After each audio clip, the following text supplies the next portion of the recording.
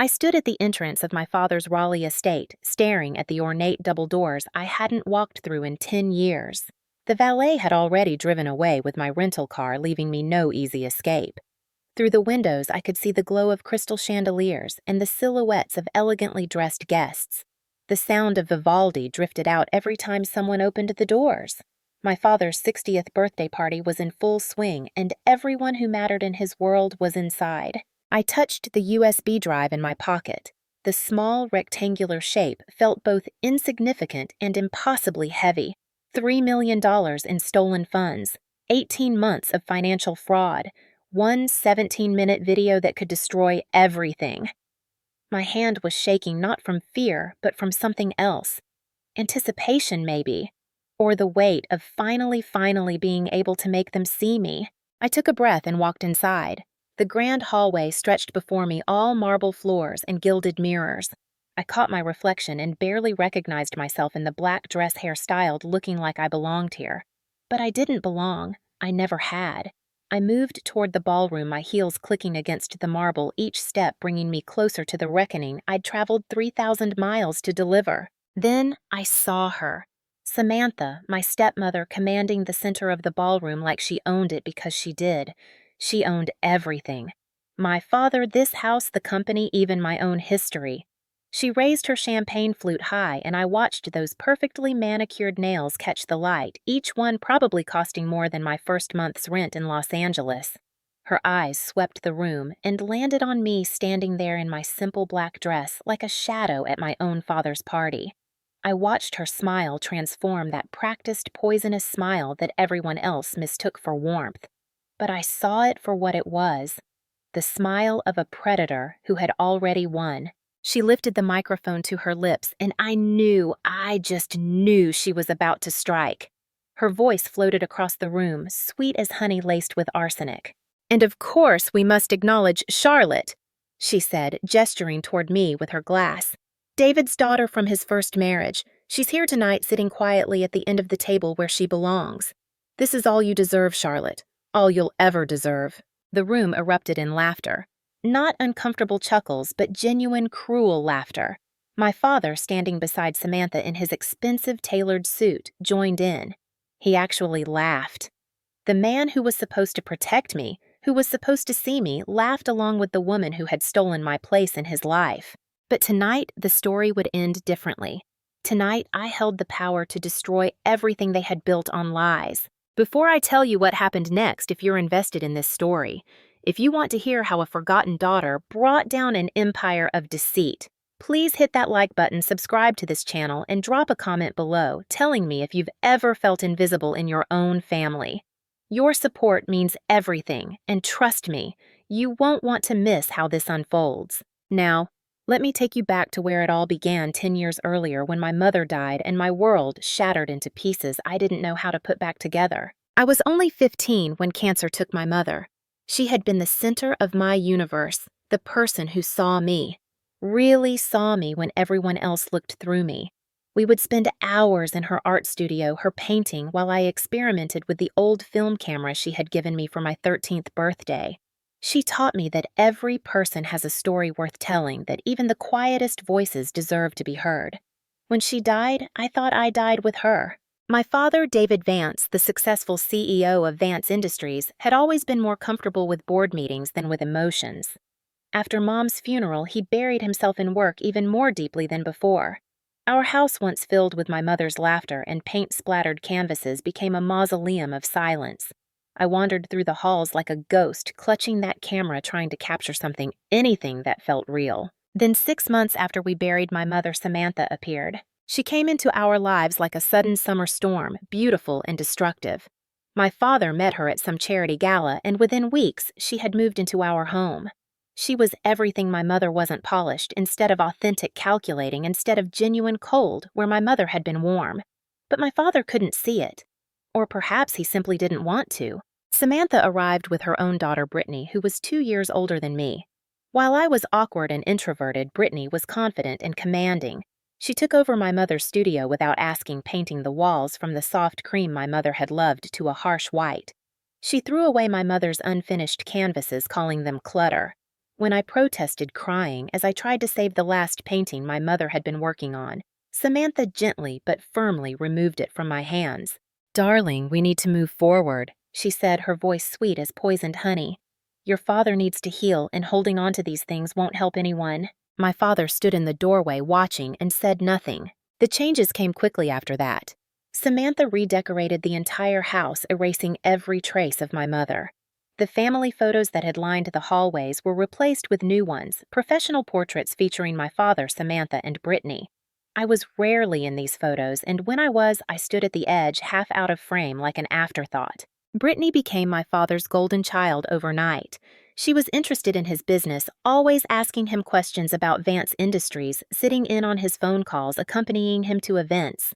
She wore designer clothes and knew how to work a room, while I preferred my jeans and camera, documenting the world from behind a lens rather than being the center of attention. At family dinners, which became increasingly rare as my father's schedule filled with social obligations, Brittany would dominate the conversation. She would talk about her plans to study business, how she wanted to follow in my father's footsteps. My father would beam with pride, his eyes lighting up in a way they never did when he looked at me. I tried at first. I really tried. I attempted to engage in conversations about the company, but my father would dismiss my questions with a pat on the head. I dressed up for a gala once, spending hours getting ready, hoping he would notice. When I came downstairs, Brittany laughed and said I looked like I was playing dress-up. My father chuckled and told me I didn't have to try so hard, that I could stay home if I was uncomfortable. I stayed home. I always stayed home after that. The financial manipulation started subtly. When I turned 16, my mother's trust fund was supposed to become accessible for my education and living expenses. But Samantha convinced my father that I was too young to manage money, that it would be better if he controlled it until I was more mature. He agreed, never asking me what I thought. When I wanted to attend a summer photography program in New York, my father said it was too expensive. Yet that same summer, he bought Brittany a new BMW for her birthday. When I needed a new camera after my old one broke, he told me to be more careful with my belongings. The next week, he gave Brittany $10,000 to redecorate her bedroom. Every request I made was met with lectures about financial responsibility. Every expense I needed was scrutinized and often denied. Meanwhile, Samantha and Brittany lived like queens, spending freely on clothes, jewelry, trips to Europe. I learned to stop asking. But the worst part wasn't the money. It was the invisibility. I remember one particular incident when I was 17. I had worked for months on a documentary project for school about homeless youth in Raleigh. It was deeply personal to me, a way to give voice to people who felt as invisible as I did. I won a regional award for it, and the local news wanted to do a story.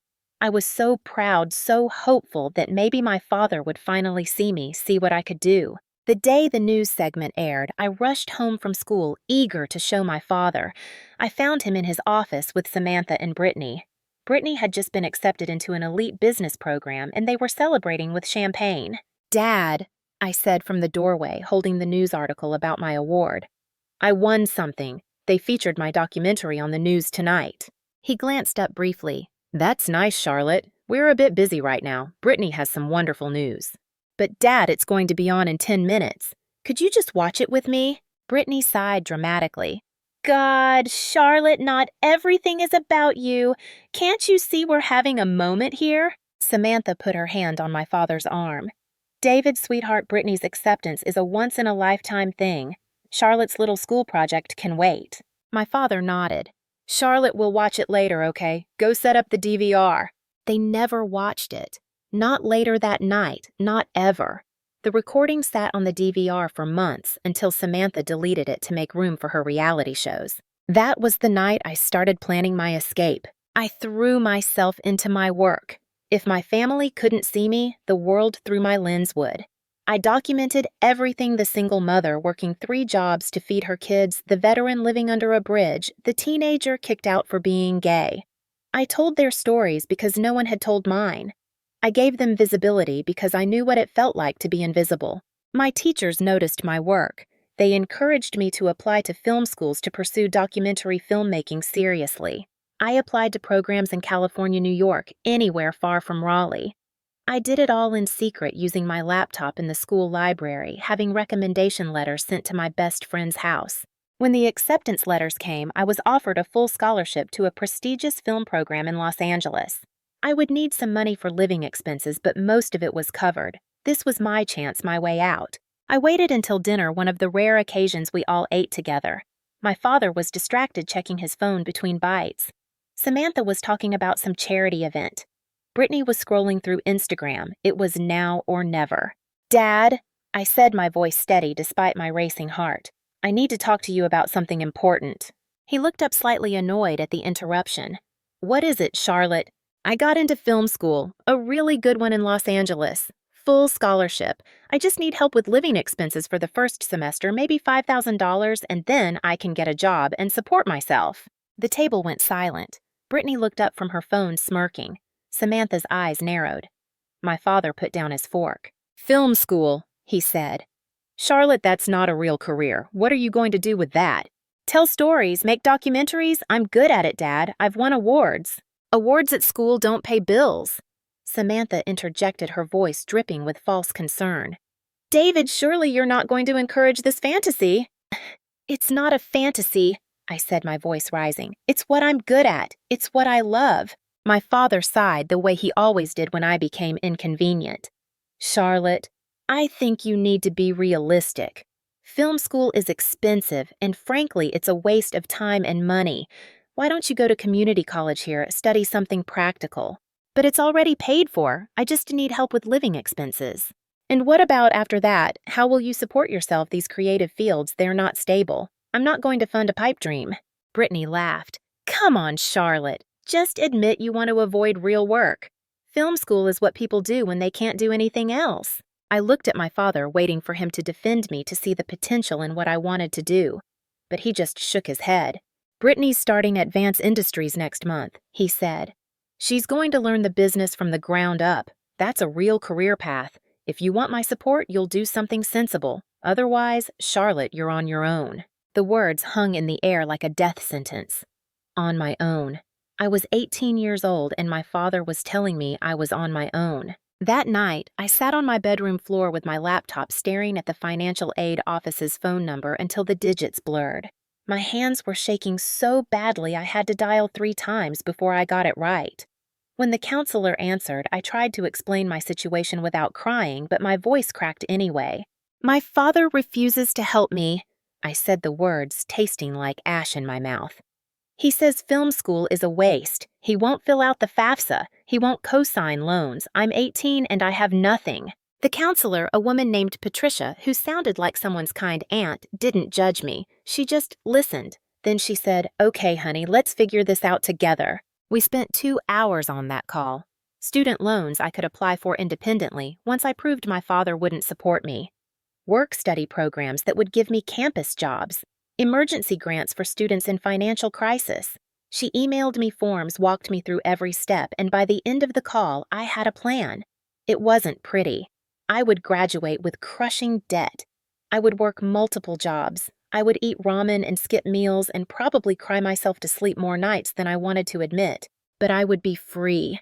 Free from this house where I was a ghost. Free from waiting for crumbs of affection that never came.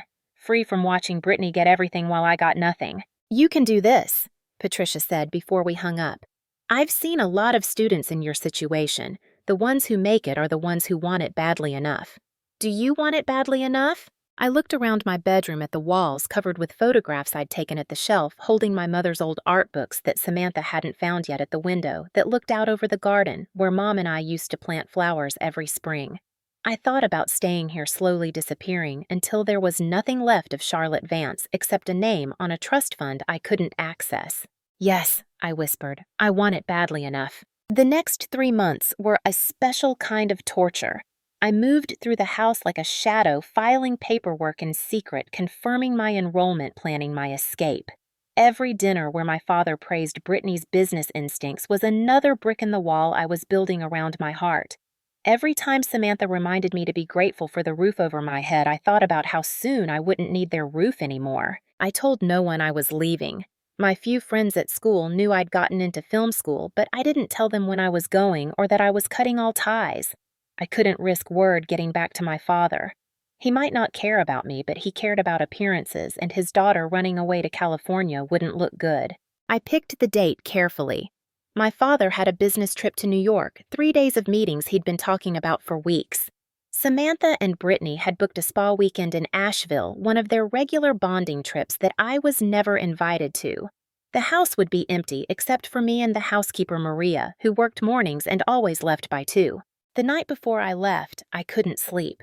I lay in bed, staring at the ceiling, mentally cataloging everything I was leaving behind. Most of my mother's belongings were gone, thrown away, or stored in the attic by Samantha, but I still had a few things hidden in my room. Her favorite scarf, pressed flowers from her funeral, the last birthday card she ever gave me. I had photos of us together, though Samantha had removed them all from the public spaces. I had memories that no one could take away, though they hurt more than helped most days. I thought about leaving a different note, something that would make my father understand what he'd done, how much he'd hurt me. I drafted versions in my head through the long, sleepless hours. You chose them over me, and I will never forgive you. I hope Brittany's business sense keeps you warm at night, since your real daughter never could. Thank you for teaching me that family is conditional and love is transactional. But in the end, none of those felt right. Anger was too easy, too expected. What I felt was something deeper and colder. Disappointment, resignation, the bone-deep certainty that I had never mattered and never would. When morning came, I moved through my plan mechanically. Maria arrived at 8, and I made small talk with her like it was any other day. After she left at 2, I finally let myself begin. I pulled my 2 suitcases from the closet, the ones I'd bought secretly with babysitting money. I opened my drawers and started packing. Clothes first, the practical things I would need. Jeans, t-shirts, my one nice dress for interviews. My winter coat, even though I was going to California because I couldn't afford to buy another one if I needed it. Then, the harder things. My mother's scarf, still faintly smelling of her perfume after all these years. I held it to my face and let myself cry for the first time since making this decision. The photo albums I'd hidden under my bed, full of pictures of Mom and me, of our family, before it broke. My camera, the last gift she ever gave me, the tool that would become my voice when I had no other way to speak. I packed my laptop, my external hard drives full of footage, my notebooks full of story ideas and shot lists. These were my future. This was who I was becoming. There were things I couldn't take. Furniture, obviously. The desk where I'd done my homework while listening to Brittany laugh downstairs with my father. The bed where I'd cried myself to sleep more nights than I could count. Good riddance to both. But there were other things, harder things. My mother's paintings, the few that remained in the attic. Too large, too many, impossible to transport. I would have to leave them, trust that someday I might be able to come back for them. The thought of Samantha finding them, throwing them away, made me physically ill, but I couldn't carry a life's worth of art across the country in a Honda Civic. By 4 o'clock, everything I owned that mattered fit into 2 suitcases and a backpack. It was pathetic and liberating in equal measure. 18 years of life reduced to 100 pounds of belongings. I walked through the house one last time. The living room where we used to have movie nights before Mom died, now redecorated in Samantha's cold, modern style.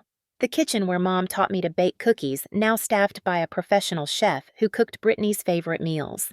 The hallway where our family photos used to hang, now displaying Samantha's professional portraits that erased me from the narrative. I stopped outside my father's office. The door was closed, but I could picture him in there sitting at his desk, prioritizing everything except his daughter. I thought about going in, looking through his papers one last time, maybe taking something of his to remember him by. But I didn't want to remember him. Not this version of him, anyway. I wanted to remember the father who existed before the one who carried me on his shoulders and called me his little filmmaker. That man was already gone.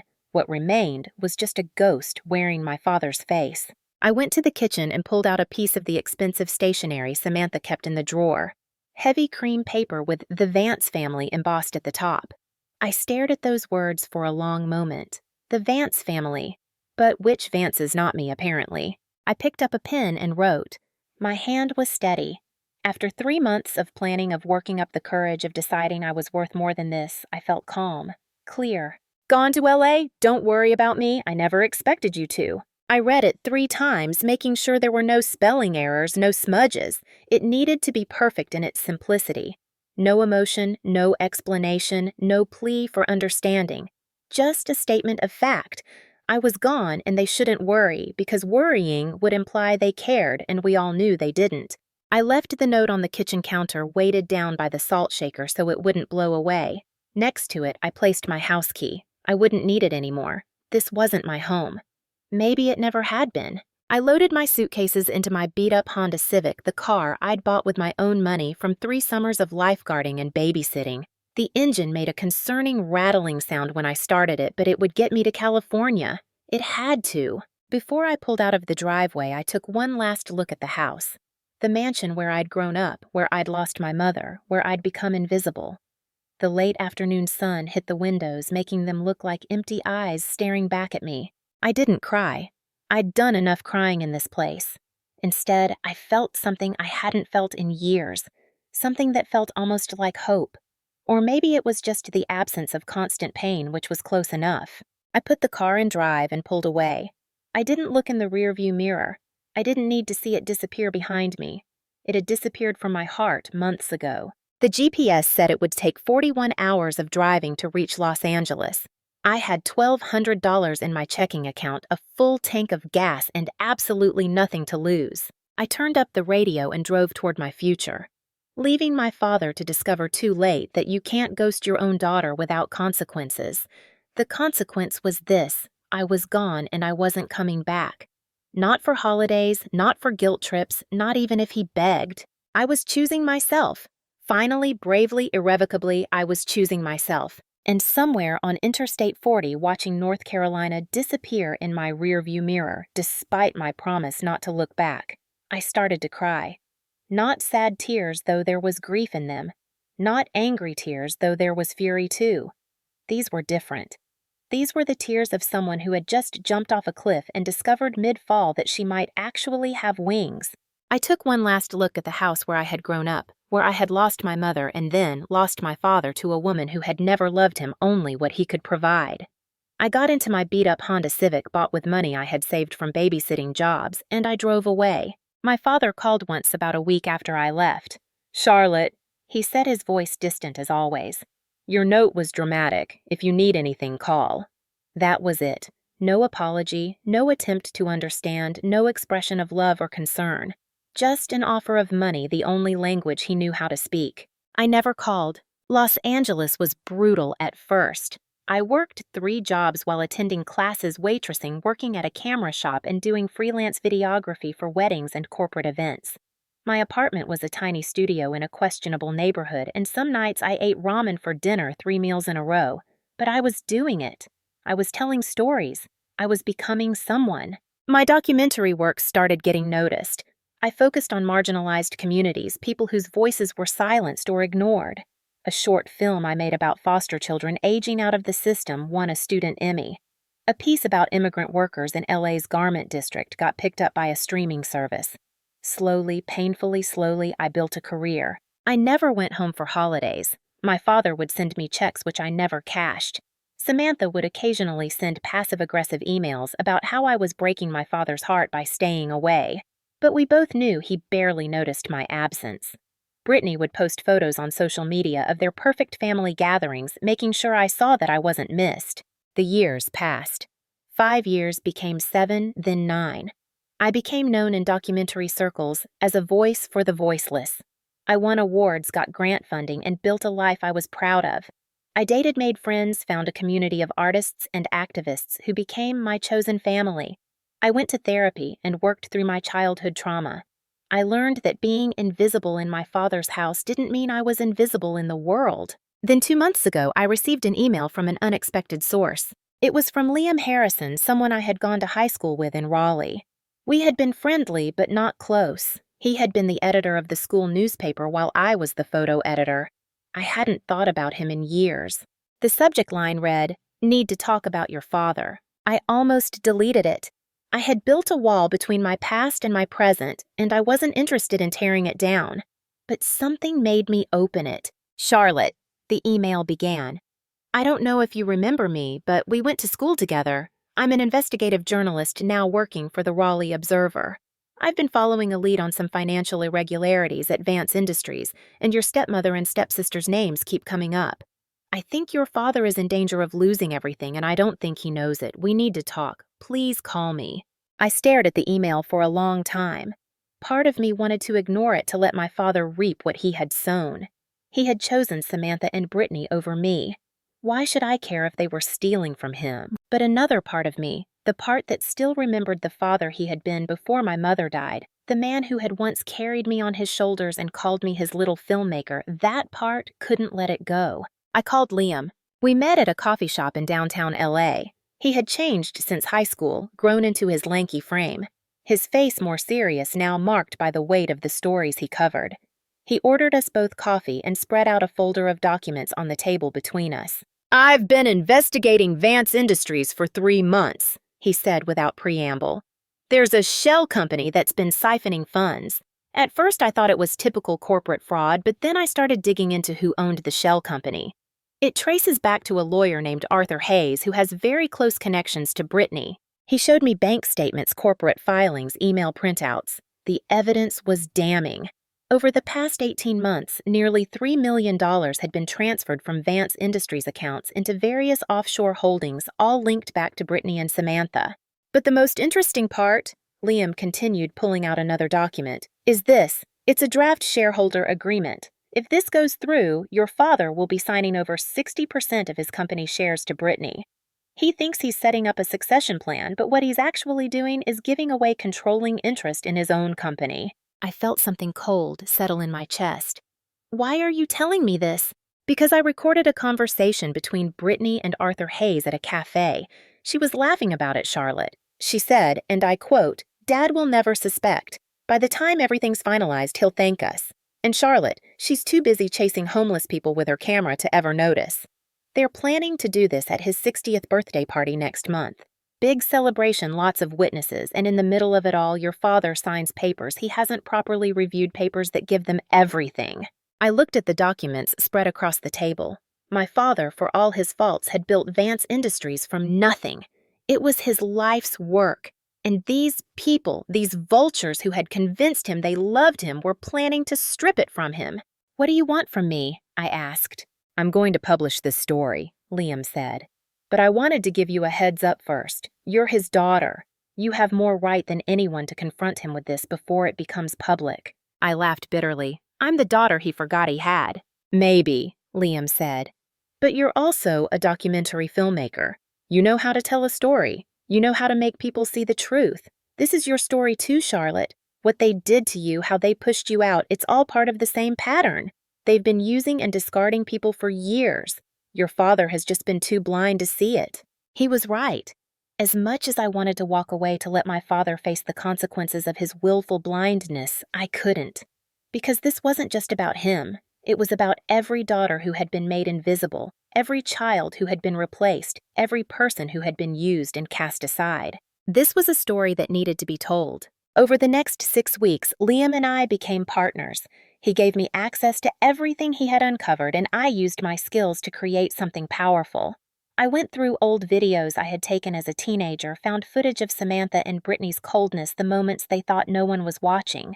I synchronized it with the financial documents, the recorded conversations, the evidence of their systematic theft and manipulation. I created a documentary short but devastating. It told the story not just of corporate fraud, but of familial betrayal, of how 2 people had infiltrated a grieving family and slowly, methodically destroyed it from the inside. The hardest part was facing my own role in it. I had to confront the fact that I had run away, that I had let my father drift further into their web because it was easier than fighting. I had to acknowledge that my absence had made me complicit in my own erasure. But I was done being complicit. I was done being invisible. When the invitation to my father's 60th birthday party arrived in my inbox, forwarded from my old email address, I almost laughed at the irony. It was a mass email clearly sent to hundreds of people.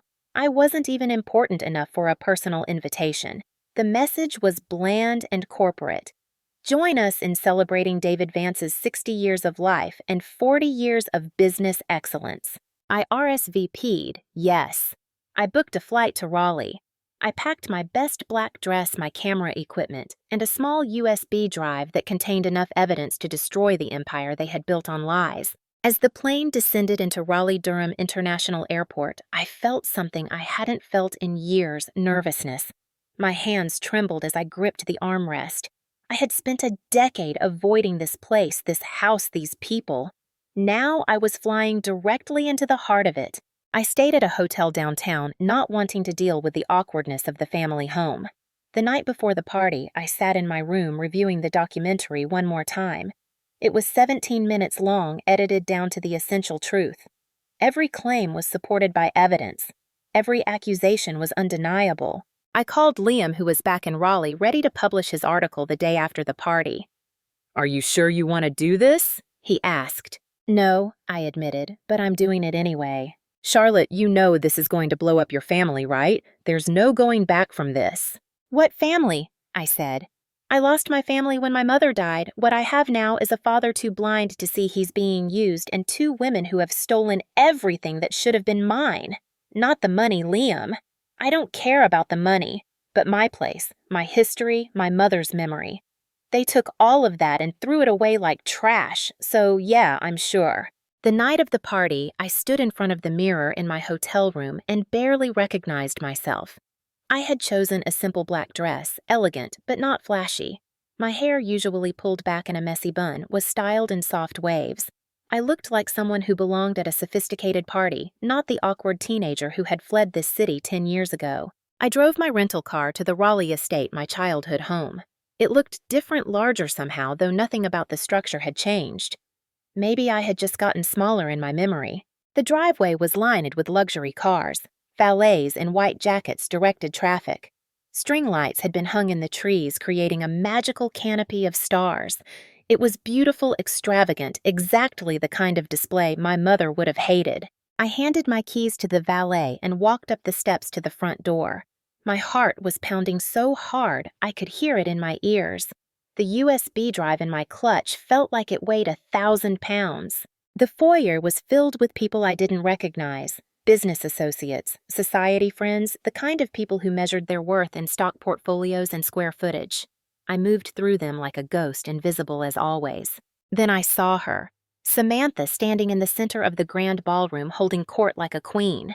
She wore a red dress that probably cost more than my first year's rent in LA diamonds at her throat and wrists. She was laughing at something someone said, her head thrown back every inch the gracious hostess. And there beside her was Brittany. She had changed to grown into a polished, sophisticated woman. Her blonde hair was cut in a sleek bob, her navy dress perfectly tailored. She was talking to a man I assumed was Arthur Hayes, the lawyer who was helping them steal my father's company. I looked for my father and found him near the bar, surrounded by old friends. He looked older than I remembered, gray creeping into his hairlines around his eyes, but he was smiling, relaxed, happy. He had no idea that the people he trusted most were planning to destroy him. I got a glass of champagne from a passing waiter, more to have something to do with my hands than because I wanted it. I positioned myself near the back of the room, observing, documenting in my mind the way I had learned to do with my camera. After about an hour, Samantha called for everyone's attention. The room quieted, and she stood on a small platform near the fireplace, microphone in hand. "Thank you all so much for coming to celebrate my wonderful husband's 60th birthday," she began, her voice sugary sweet. "David has built an incredible legacy, not just in business, but in the lives he's touched. He's a devoted husband, a loving father to our darling Brittany, and a pillar of this community." I noticed she didn't mention me. To her, I didn't exist. "But before we bring out the cake," Samantha continued, "I thought it would be lovely to acknowledge everyone here tonight. The board members, our dearest friends, our family." She went through the room, naming people, thanking them for their support. When she got to a group near the back, her eyes landed on me. For a split second, I saw recognition and something else, maybe concern, flash across her face. But she recovered quickly, that practiced smile returning. "And of course," she said, her voice taking on a particular tone that made my skin crawl, "we must acknowledge Charlotte, David's daughter from his first marriage. She's here tonight, sitting quietly at the end where she belongs. This is all you deserve, Charlotte. All you'll ever deserve." The room erupted in laughter. It was cruel, vicious laughter, the kind that comes from people who have never been on the receiving end of such humiliation. They laughed because Samantha was powerful, because my father was powerful, and I was nothing. I watched my father's face. He was laughing too, not uncomfortably, but genuinely amused. He thought it was funny. He thought it was appropriate to laugh at his own daughter, to watch her be humiliated in front of hundreds of people. Something inside me, something that had been carefully controlled for years, snapped. I had planned to be subtle, to wait until later to give my father the evidence privately. But in that moment, watching him laugh at my humiliation, I made a different choice. I set down my champagne glass and walked through the crowd toward the platform. People parted for me, curious about what the forgotten daughter was doing. Samantha saw me coming and her smile faltered. "Charlotte," she said, trying to maintain control. "What are you doing?" I climbed onto the platform beside her and gently took the microphone from her hand. She was too shocked to resist. "I want to thank Samantha for that lovely acknowledgement," I said, my voice calm and clear. "It's true that I've been quiet for a long time. Invisible, you might say, but being invisible has its advantages. You see things, you hear things, things people don't think you're important enough to notice." The room had gone completely silent. My father stood near the bar, his expression confused. Brittany had gone pale. "10 years ago I left this house," I continued. "I left because I didn't belong here anymore. My mother died, and with her I lost my place in this family. Samantha and Brittany arrived, and they were everything I wasn't: confident, charming, interested in business. My father chose them, and I understood. I was the reminder of his dead wife, the awkward daughter who preferred cameras to board meetings. I was expendable." "Charlotte, this isn't appropriate," Samantha hissed, reaching for the microphone. I stepped away from her. "No, what isn't appropriate is what you and your daughter have been doing for the past 18 months. What isn't appropriate is the $3 million you've stolen from my father's company. What isn't appropriate is the plan to steal controlling interest in Vance Industries." The room exploded in shocked murmurs. My father pushed through the crowd toward the platform. "Charlotte, what are you talking about?" I pulled the USB drive from my clutch and held it up. "I'm talking about this. 17 minutes of evidence, Dad. Financial records, recorded conversations, emails. Everything Samantha and Brittany have been planning, thinking you were too trusting to notice, thinking I was too distant to care." Brittany tried to leave, but Liam had positioned himself near the exit. He gave me a slight nod. The door was blocked. "This is ridiculous," Samantha said, her voice shaking slightly. "David, she's lying! She's trying to come between us." "Am I?" I looked at my father. "Dad, when was the last time you actually reviewed the documents Arthur Hayes brings you? When was the last time you checked which accounts Brittany has access to? When was the last time you questioned why someone who supposedly loves you would systematically erase every trace of your first wife, your first daughter, everything that came before them?" My father's face had gone white. He climbed onto the platform, his hand outstretched. "Give me that," he said, pointing to the USB drive. I handed it to him. "There's a laptop in your office. I think you should watch this now, in front of everyone, because everyone here deserves to know the truth about the people you've been celebrating." For a long moment, he'd just stared at me, this daughter he barely knew anymore. Then he nodded. "Follow me," he said. The crowd parted as my father, Samantha, Brittany, and I walked through the ballroom to his office. The guests followed, sensing that something monumental was happening, not wanting to miss it. My father's office was exactly as I remembered it, all dark wood and leather chairs, walls lined with awards and photos. Photos that didn't include me. He went to his desk, inserted the USB drive into his computer, and pressed play. The documentary began with a simple black screen and white text, "The Invisible Daughter, a Story of Financial Fraud and Familial Betrayal." Then my voice, calm and professional, began narrating. "This is the story of how a family was systematically destroyed from the inside, how trust was weaponized, and how greed wore the mask of love." The video showed everything. It started with photos of our family before my mother died, happy moments captured in time. Then it showed the transformation after Samantha arrived, the subtle ways I was erased from family photos, excluded from events, diminished in every way possible. Then came the financial evidence. Bank statements appeared on screen, highlighting transfers that made no business sense.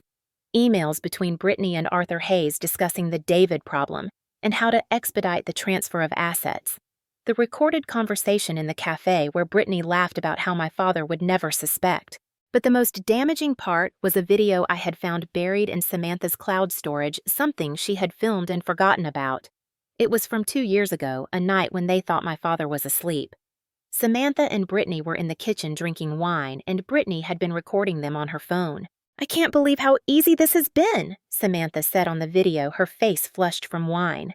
"David is so desperate for a happy family that he doesn't question anything. We've taken millions and he has no idea." "And Charlotte?" Brittany had asked, laughing. "That pathetic little documentary maker. She's so busy trying to save the world that she'll never notice we're stealing her inheritance." "What inheritance?" Samantha had responded. "That girl has no claim to anything. She walked away. We're his real family now. By the time we're done, she'll have nothing. She'll be nothing. Just like she's always been." The video ended with that final cruel statement. The office was silent. My father stood frozen, his hand on the desk to steady himself. His face had gone from white to gray, his eyes wide with shock and disbelief. He slowly turned to look at Samantha and Brittany. "Is this true?" His voice was barely a whisper. Samantha's mask had finally cracked. "David, let me explain. It's not what it looks like." "Is it true?" he repeated louder this time. Brittany tried a different approach.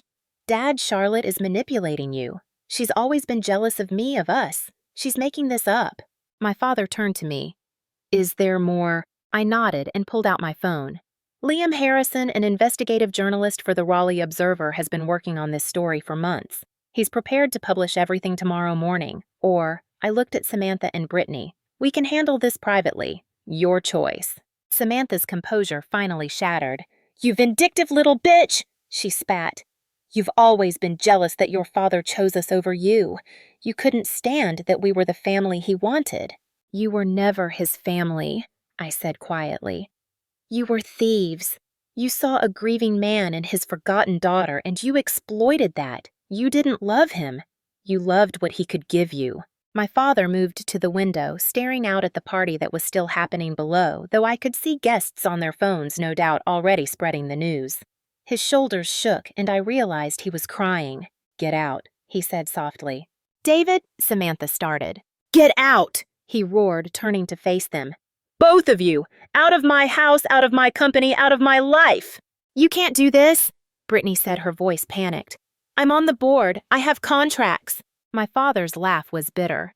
"You have nothing. Those contracts were signed under fraudulent pretenses. My lawyers will have them invalidated by Monday morning. And trust me, after tonight, after everyone here heard what you really think of me, no court in North Carolina is going to side with you." He walked to his desk and pulled out 2 thick envelopes. "I had these drawn up last week," he said. "I don't know why. Maybe some part of me knew. One is divorce papers, the other is termination of employment. For both of you. Sign them now or deal with criminal charges." Samantha's face had turned ugly, all pretense of grace gone. "You'll regret this. We'll take you for everything." "With what proof?" I interjected. "The evidence shows you've been stealing for years. The prenup you signed gives you nothing in the event of infidelity or fraud. And believe me, Samantha, we have enough evidence of both. You can leave with your dignity or you can leave in handcuffs. Choose." She grabbed the pen from my father's desk and signed the papers with vicious strokes. Brittany followed, tears streaming down her face, but I felt no sympathy. These were the same people who had laughed as I was humiliated, who had systematically erased me from my own family's history. "We need to go," my father said to them. "Now." Samantha and Brittany walked through the office door, and the crowd in the hallway stepped back, their faces a mixture of shock and judgment. The 2 women who had been the belles of the ball an hour ago now walked through a gauntlet of whispers and stares. My father and I stood in his office alone for the first time in 10 years. The sounds of the party had stopped. I could hear car engines starting, guests leaving the celebration over. "Why?" he asked finally. "After everything, why did you come back? Why did you tell me?" I thought about the question. Why had I come back? Revenge, justice. Some lingering hope that my father might finally see me. "Because despite everything, you're still my father," I said. "Because the company you built, it's your legacy. I couldn't let them steal that, even if you chose them over me for 10 years. And because someone needed to expose them, and I'm good at telling stories. He looked at me, really looked at me maybe for the first time since my mother died. I failed you, he said. After your mother passed, I couldn't look at you without seeing her. It hurt too much.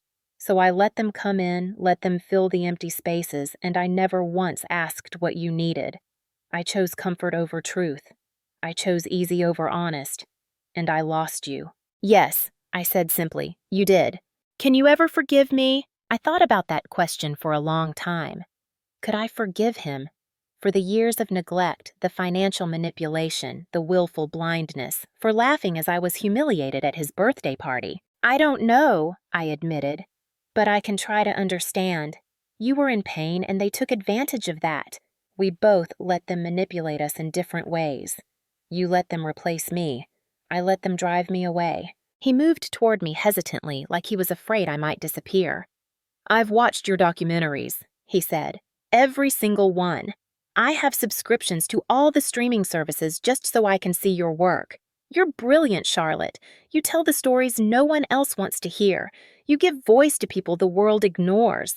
You became exactly who your mother hoped you would be, and I had nothing to do with it. I felt tears burning in my eyes. You watched them.